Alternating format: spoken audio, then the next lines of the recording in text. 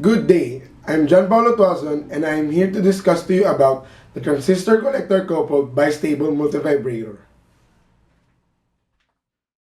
For the circuit analysis of the bistable multivibrator, all the circuit components of both transistors have the same values, which means RC1 is equal to RC2, R1 is equal to R1 prime, and R2 is equal to R2 prime. The circuit is energized from a dual power supply consisting of a positive and a negative power supply. So to start, we would first assume that Q1 is on and Q2 is off. So with Q2 being off, the voltage between its collector and emitter is approximately equal to VCC. So it also means that when Q2 is off, there is no current flowing through it, which means that Q2 seems to be an open circuit. This in turn makes RC2 seem in series with R1. With RC2 in series with R1, they form a voltage divider with R2 to the base of Q1, which then biases it into saturation.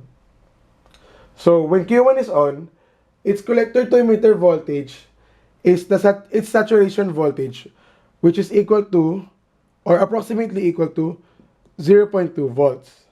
So this 0.2 volts and the biasing voltage given by negative VBB to R1 and R1 prime and R2 prime makes the voltage between the base and emitter of Q2 below ground potential and therefore keeps Q2 in off condition.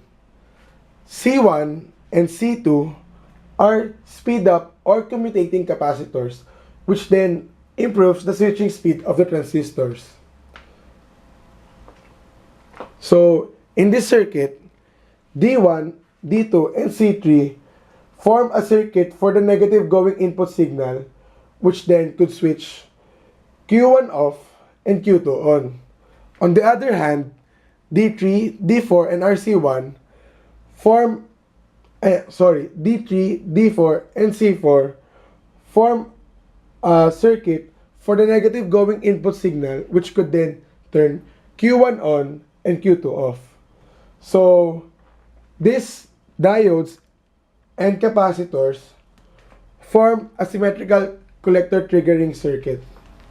So in this circuit, when a negative going pulse is applied to A, D1 is forward biased since the cathode is negative with respect to the anode. Also, in this setup, D2 is reverse biased since the anode is negative with respect to the cathode. So, from here on onwards, the voltage between the collector and emitter of Q2 is changed from VCC to VCC minus the applied negative impulse and the forward voltage of the diode. So it would be VCC minus delta V minus VF1. So with that, the voltage of the base of Q1 would now fall by delta V minus VF1, which means it would now turn Q1 off.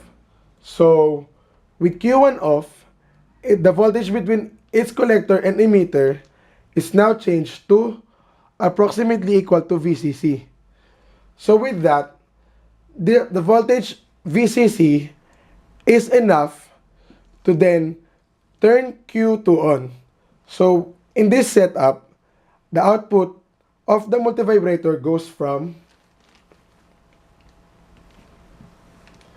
so at first, the output Q is equal to 0.2 volts, and then when a negative input pulse is put into A, its output then becomes almost equal to VCC.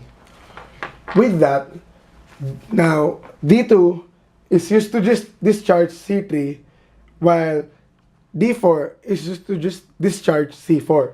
So the discharging path of C3 now becomes to D2, then to RC2, and then directly to the ground. This ends my discussion for the bistable multivibrator. Thank you.